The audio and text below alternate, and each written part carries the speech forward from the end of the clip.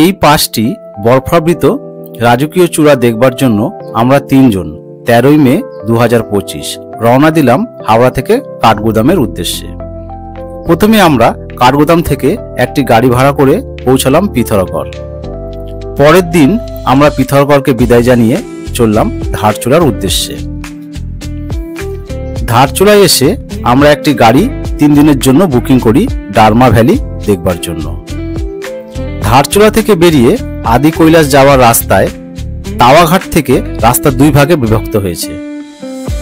একটি গিয়েছে ব্যাস ভ্যালির দিকে আর একটি রাস্তা গিয়েছে ডারমা ভ্যালির দিকে। আমরা ডারমা ভ্যালির রাস্তা ধরে 3 ঘন্টা যাওয়ার পরে পৌঁছে গেলাম ধৌলি গঙ্গার পাড়ে অবস্থিত একটি ছোট্ট সুন্দর পাহাড়ি গ্রাম দান্তুতে। দান্তু গ্রাম খুবই সুন্দর একটি পাহাড়ি গ্রাম। পঞ্চচল্লী বেস ক্যাম্প ট্রেকটি উত্তরাখণ্ডের কুমায়ুন হিমালয়ে অবস্থিত। এই ট্রেকিং রুটটি প্রাকৃতিক সৌন্দর্যের পাশাপাশি আঞ্চলিক তাৎপর্য বহন করে। কিংবদন্তি অনুসারে পাণ্ডবেরা স্বর্গযাত্রার আগে শেষবারের মতো এখানে খাবার রান্না করেছিলেন। এই ট্রেকিং রুটটি তুষাবৃত পর্বত, স্বচ্ছ জলের ধারা, সবুজ উপত্যকা সহ মনোমুগ্ধকর প্রাকৃতিক দৃশ্য বহন করে। ট্রেকিং এর সময় স্থানীয় সংস্কৃতি এবং ঐতিহ্যের সাথে পরিচয় হওয়া যায়। ট্রেকিং করার সময় প্রকৃতির নির্মলতা এবং শান্ত পরিবেশ আধ্যাত্মিক উপলব্ধির জন্য একটি অনুকূল পরিবেশ তৈরি করে। ট্রেকিং রুটটি বেশ কয়েকটি আদিবাসী গ্রামের মধ্যে দিয়ে যায়, যা স্থানীয় সংস্কৃতি এবং ঐতিহ্যের সাথে পরিচয় হওয়ার সুযোগ করে দেয়।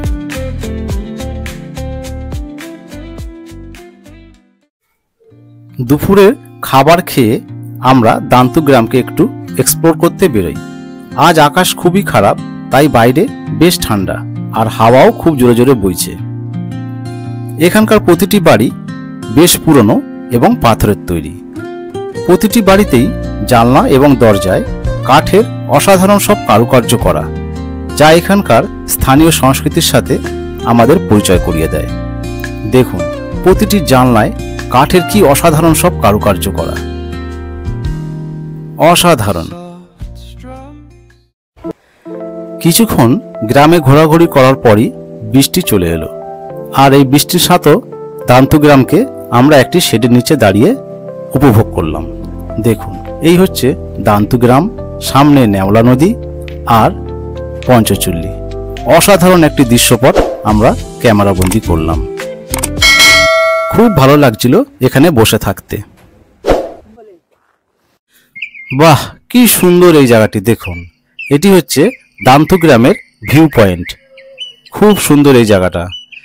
দেখুন, এখান থেকে আপনারা পঞ্চচল্লী, নেওলা নদী এবং দান্তু এবং দুক্তু গ্রামকে পরিষ্কার দেখতে পারবেন। এখন আমরা আছি দান্তু গ্রামের ভিউ পয়েন্টে। এটি হচ্ছে দান্তু গ্রামের ভিউ পয়েন্ট। আর এই আমাদের সামনে যে গ্রামটি আপনারা দেখতে পাচ্ছেন, এটি হচ্ছে দুক্তু গ্রাম। এই দুক্তু গ্রাম থেকে রাস্তা 2 ভাগে ভাগ হয়েছে। একটা ওই পাহাড়ের বুক চিরে উপরে উঠে গিয়েছে, ওই রাস্তাটি গেছে পঞ্চচল্লী বেস ক্যাম্প হয়ে পঞ্চচল্লী 0 পয়েন্টে। আপনারা এখান থেকে 2 ঘন্টা 2.5 ঘন্টা হাঁটলেই পৌঁছে যাবেন পঞ্চচল্লী বেস ক্যাম্পে। আর এই যে দেখতে পাচ্ছেন নিচ দিয়ে আরেকটি রাস্তা চলেছে। এই যে তীর চিহ্ন বরাবর যে রাস্তাটি যাচ্ছে, এই রাস্তাটি দেখে সোজা এগিয়ে গেলে সামনে একটি লোহার ব্রিজ পড়বে। ওই লোহার ব্রিজ পেরিয়ে এপাশে আসলেই আপনারা চলে আসবেন। এই যে সামনে দেখছেন, এটি হচ্ছে দান্তু গ্রাম। আর এই দান্তু গ্রাম থেকে আপনারা যে কোনো হোমস্টে থাকুন না কেন, পঞ্চচল্লীকে দেখতে পারবেন একদম সরাসরি। যে কোনো হোমস্টে থেকেই পঞ্চচল্লী দেখা যায় এই দান্তু গ্রাম থেকে। Good morning. দান্তু গ্রামে আজ আমাদের প্রথম সকাল। আর এটি হচ্ছে জামান সিং দান্তুর হোমস্টে। আর এই হোমস্টের উঠোন থেকে বলতে পারেন আমরা পঞ্চচল্লীর যে রূপ দেখছি তা এক কথায় অসাধারণ। দেখুন, পঞ্চচল্লীর 4টি পিককে এইখান থেকে পরিষ্কার দেখা যাচ্ছে। প্রতিটি পিক স্পষ্ট, আর পঞ্চম পিকটি ওই পাহাড়ে উঠলে তবেই দেখা যায়। তবে চলুন এই হোমস্টের মালিকের সাথে আপনাদের परिचय करिए दीजिए। मेरा नाम ज्योति दत्तार, हमारा होम स्टे का नाम देवभूमि न्योरा पंचाचूली न्योला पंचचूली अपनूगढ़। हाँ। हमारे घर में ही होम स्टे है और हमारा नंबर है 9458178728। इस नंबर में आप लोग आओगे तो इस नंबर में कॉन्टेक्ट करोगे और हम लोग आदि कैलाश ओमपुरा सब उसके लिए पूरा व्यवस्था करते हैं। এটা হচ্ছে আমাদের হোমস্টে রান্নাঘর। চলুন দেখি হোমস্টে রান্নাঘরটা কেমন, আপনাদের একটু দেখাই। এই হচ্ছে হোমস্টের রান্নাঘর। এই যে দিদি রান্না করছেন, রুটি হচ্ছে, আর এই যে এখানে বসে একদম গরম গরম রুটি আর তরকারি আপনাদের সার্ভ করে দিচ্ছে। এই দেখুন, এই হচ্ছে রান্নাঘর, তার ঠিক পাশেই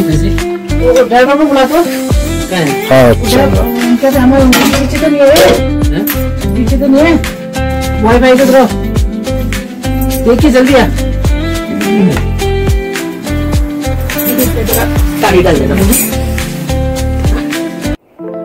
এখন বাজে সকাল 7টা আর আমরা চলেছি পঞ্চচল্লি 0 ট্রেকে।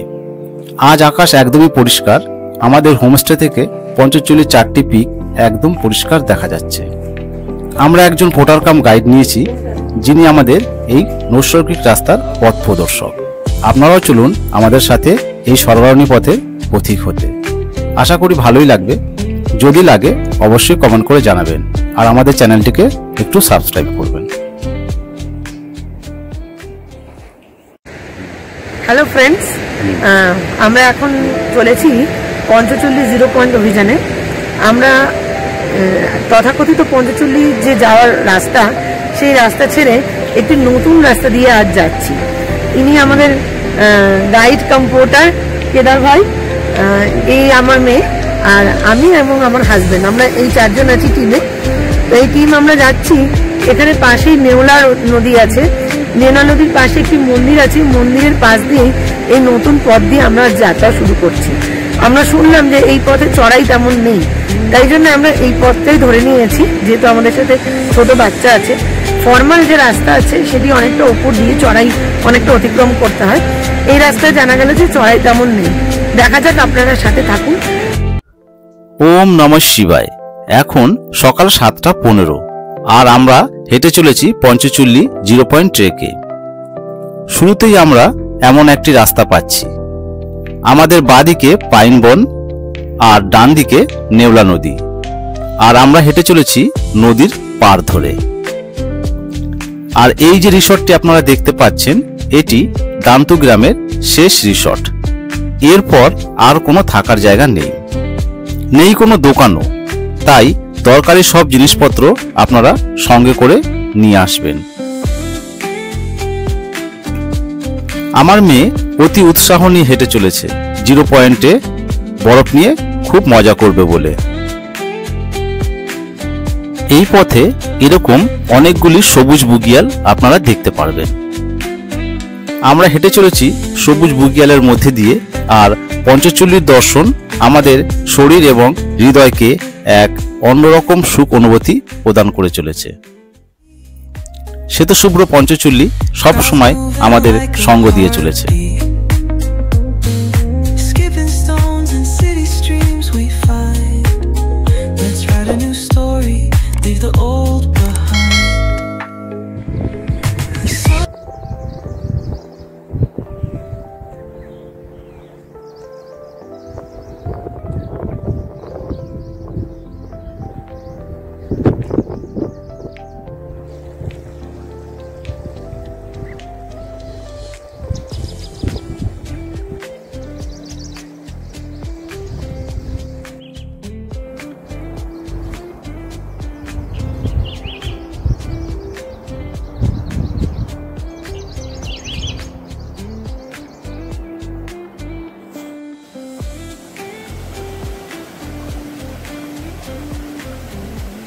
এই জায়গাটি সম্পূর্ণই ভুজ গাছের জঙ্গলে ভর্তি। বড় বড় ভুজ গাছ আমাদের দুপাশে অনেক আছে।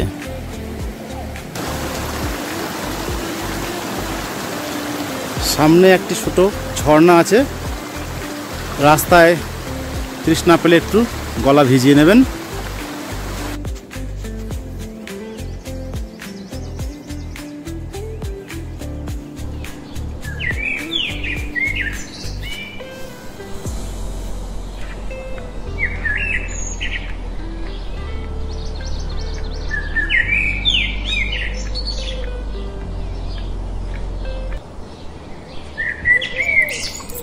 ওই যে দূরে দান্তু গ্রাম দেখা যাচ্ছে, তার ঠিক নিচে দেখুন একটি লোহার ব্রিজ আছে। আর লোহার ব্রিজের পাশে যে নদীটি বয়ে চলেছে, আমরা এই নদীর পাড় ধরেই হাঁটতে হাঁটতে ধীরে ধীরে চলে যাচ্ছি পঞ্চচল্লি জিরো পয়েন্টের দিকে। রাস্তা খুবই ইজি, কখনো চড়াই কখনো উতরাই, হালকাই চড়াই বলতে গেলে, আপনারা আরাম করে আসতে পারবেন।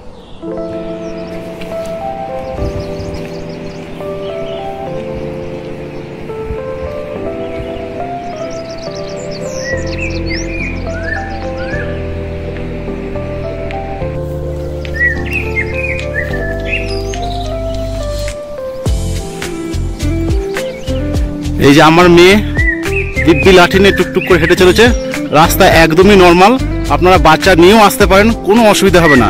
এই রিভার বেল্টের রাস্তাটি, যে নতুন রাস্তাটি আমি আপনাদের বলছি, দেখাচ্ছি, এই রাস্তাটি একদমই ইজি, খুবই ইজি। বাচ্চারাও এই রাস্তাটি হেঁটে অনায়াসে বেস ক্যাম্প পর্যন্ত চলে যেতে পারবে।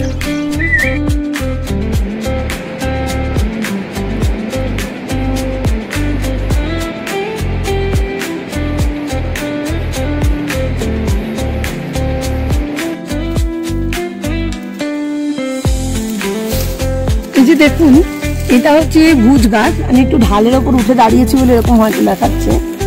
এটি ভুজ পত্রের গাছ। এর যে বাকল, এই বাকল আমি ছিঁড়ছি। এই যে বাকলটি আমরা পুরনো যুগে প্রাচীন মুনি ঋষিরা তারা ভুজপত্র মানে পেপার হিসেবে ইউজ করতো। এটাতেই সমস্ত প্রাচীন লিপি ইত্যাদি লেখা হতো।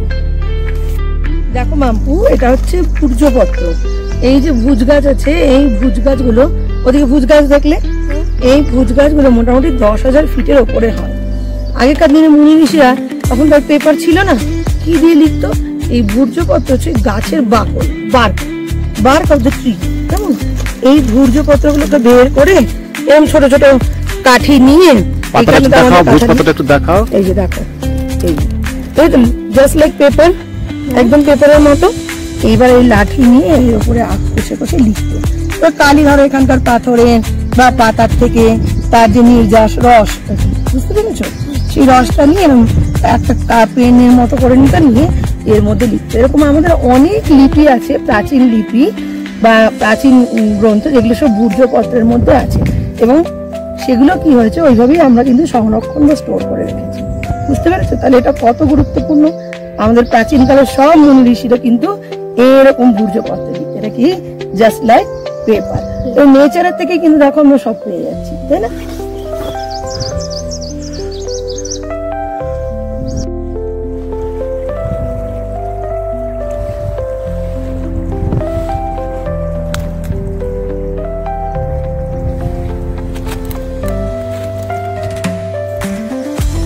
এই যে এই রাস্তা দিয়ে এখন আমরা হেঁটে চলেছি।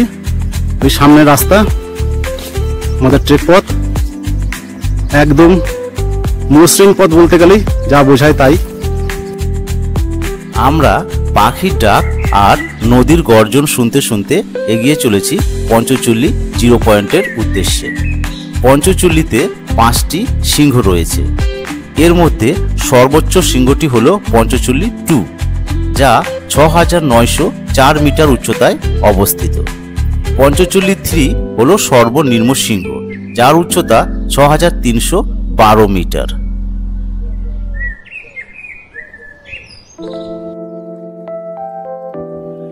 প্রাচীন ইতিহাস অনুযায়ী পাণ্ডবেরা স্বর্গযাত্রার আগে এই পঞ্চচল্লিতেই শেষবারের মতো খাবার রান্না করে খেয়েছিলেন। এই যে দেখছেন পঞ্চচল্লি, পাণ্ডবেরা এখানেই শেষবারের মতো রান্না করে খেয়েছিলেন।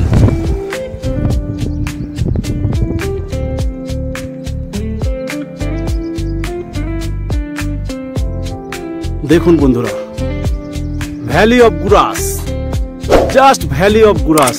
এর থেকে অন্য কিছু নাম আমার মাথায় আসছে না এই মুহূর্তে। এটাকে ভ্যালি অফ গুরাস বলা ছাড়া অসাধারণ, অসাধারণ। দেখুন, প্রচুর প্রচুর রডোডেনড্রন। যদি আপনারা এই নদীপথের নতুন রাস্তা ধরে পঞ্চচল্লি বেস ক্যাম্পের দিকে যান, তাহলেই আপনারা এইরকম রডোডেনড্রন দেখতে পাবেন। দেখুন, রডোডেনড্রন, প্রচুর রডোডেনড্রন, আর সাথে সাথে পঞ্চচল্লি। আপনাদের রাস্তার যে ক্লান্তি তার সমস্তটাই দূর করে দেবে এই ফুল।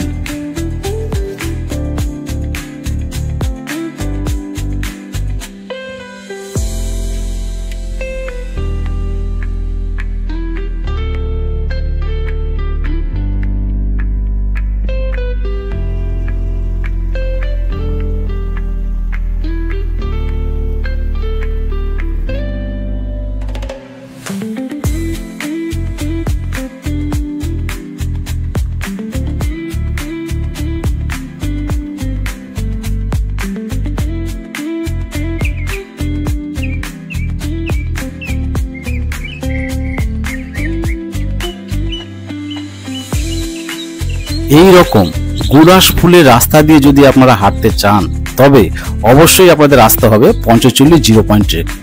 দেখতেই পাচ্ছেন আমরা যাচ্ছি পঞ্চচল্লি জিরো পয়েন্ট ট্রেকে, আর রাস্তার শোভা ঠিক এই রকম বাড়িয়ে দিয়েছে গুড়াস ফুল, যাকে কিনা আমরা বলি রডোডেনড্রন। দেখুন সৌন্দর্য তো 10 গুণ বাড়িয়ে দিয়েছে, আর ক্লান্তি জাস্ট জিরোতে নামিয়ে দিয়েছে। এই মুহূর্তে আমাদের শরীরে কোনো রকম ক্লান্তি নেই। অসাধারণ এই রাস্তাটা। যদি আপনারা পঞ্চচল্লি জিরো পয়েন্টে কখনো আসেন তবে অবশ্যই এই নদীর পথ ধরে আসবেন এবং নতুন রাস্তা দিয়ে আসবেন, তাহলে নিশ্চয়ই নতুন কিছু আপনারা দেখতে পারবেন। দেখুন রাস্তাটা খালি একবার দেখুন, অসাধারণ এই রাস্তা।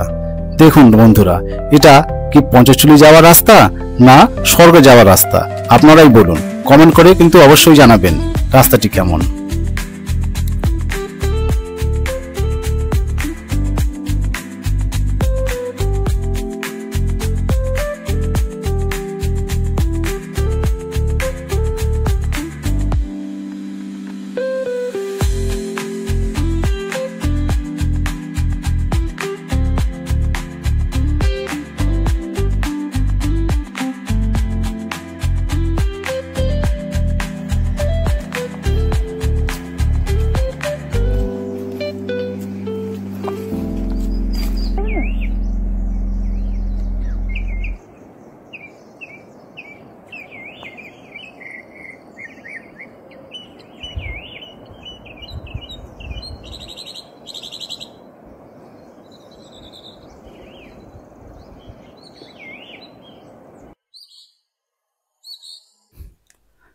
প্রায় 2 ঘন্টা হাঁটার পর আমরা এসে পৌঁছালাম জিরো পয়েন্টে। এই হচ্ছে জিরো পয়েন্ট। প্রচুর বরফ এখানে পড়ে আছে, হার্ড বরফ। আমার মেয়ে ওখানে বরফ নিয়ে খেলা করছে, দেখতেই পাচ্ছেন প্রচুর বরফ এখানে পড়ে আছে।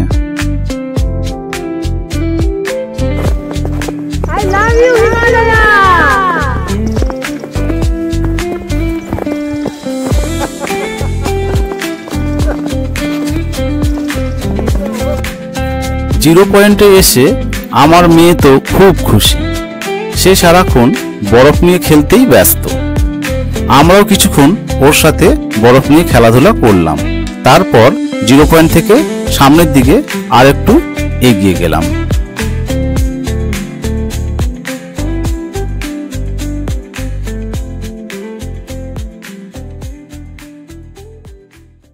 আজ আমরা দান্তু গ্রাম থেকে হাঁটা শুরু করেছি।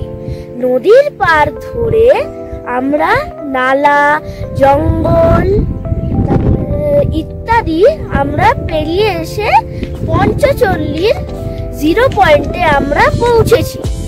আর আমার এই গ্লেশিয়ারের উপর দাঁড়িয়ে থাকতে প্রচুর ভালো লাগছে, আমি প্রচুর এনজয় করছি।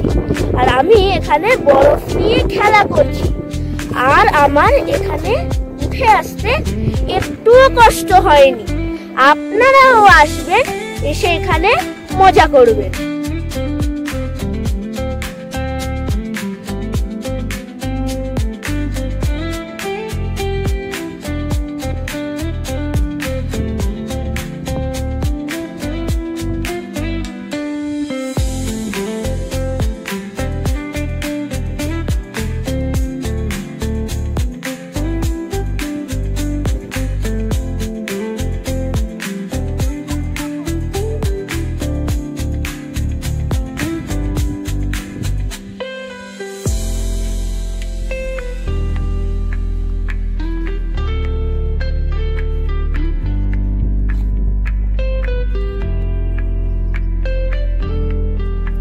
আমরা এখন জিরো পয়েন্ট থেকে আর একটু এগিয়ে যাচ্ছি সামনের দিকে। এখন আমরা পঞ্চচল্লি হিমবাহের কাছে প্রায় চলে এসেছি। এটি হচ্ছে পঞ্চচল্লি হিমবাহ, প্রায় এখান থেকে 2 কিলোমিটার রাস্তা হবে। এই দেখতে পাচ্ছেন এইখান থেকে একদম পঞ্চচল্লি পাদদেশ পর্যন্ত পুরোটাই পঞ্চচল্লি হিমবাহ। আমরা এখন ধীরে ধীরে এই হিমবাহের উপর দিয়ে হাঁটতে হাঁটতে যতদূর যাওয়া যায় যাব।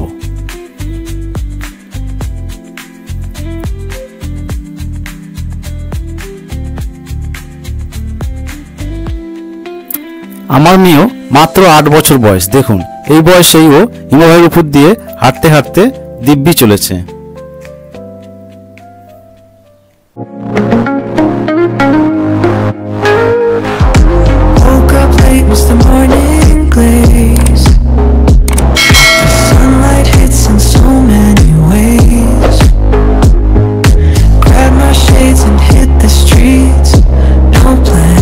Chasing vibes like seashells in the sand. Radio hums a tune I can't name. Crooked smiles, crashing waves, no shame. Flip my phone, toss it in my bag. আমরা এখন এসে পৌঁছেছি জাস্ট পঞ্চচল্লি পিকের নিচে, পঞ্চচল্লি গ্লেশিয়ার। এই গ্লেশিয়ার থেকে অসংখ্য নালার আকারে বেরিয়ে নেওনা নদী তৈরি হচ্ছে। আমি সত্যি আজ ভাষায় বর্ণনা করতে পারছি না, এত ভালো লাগছে এই জায়গাটা এসে। আমরা এখন এই গ্লেশিয়ারের মধ্যে দিয়েই আরো 1-2 কিলোমিটার হেঁটে যাব, যতটা যাওয়া যায়। এইমাত্র আমরা একটি অ্যাভালাঞ্চ দেখেছি, কিন্তু দুর্ভাগ্যবশত সেটিকে আমরা ক্যাপচার করতে পারলাম না। বোধহয় সবকিছু ভিডিওতে ক্যাপচার হয় না, কিছু কিছু মনের মণিকোঠায়ও রয়ে যায়। আপনারা আমাদের সাথে থাকুন।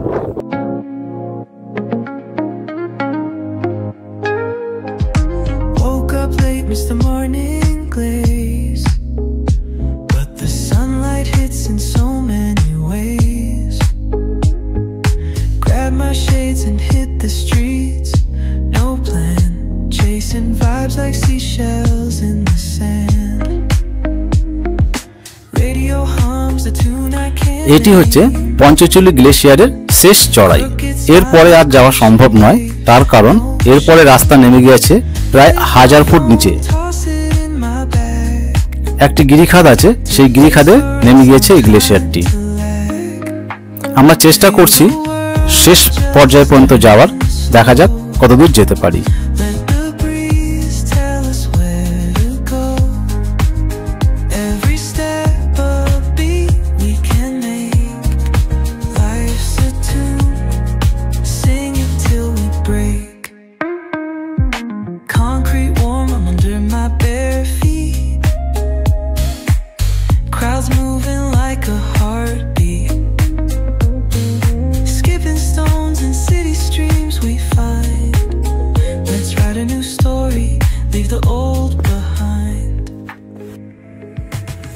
আমরা পৌঁছে গিয়েছি পঞ্চচল্লি গ্লেশিয়ারের টপে, আর নিচে দেখতে পাচ্ছেন একটি গিরিখাদ। এখান থেকে উৎপত্তি হয়েছে নেওলা নদী। দেখুন ঠিক এই জায়গাটি থেকেই উৎপত্তি হয়েছে নেওলা নদী। এই যে দেখতে পাচ্ছেন অসংখ্য ঝর্ণার জল নিচে নামছে, এই ঝর্ণার জল থেকেই তৈরি হচ্ছে নেওলা নদী। এটি এই পথের অন্তিম পর্যায়।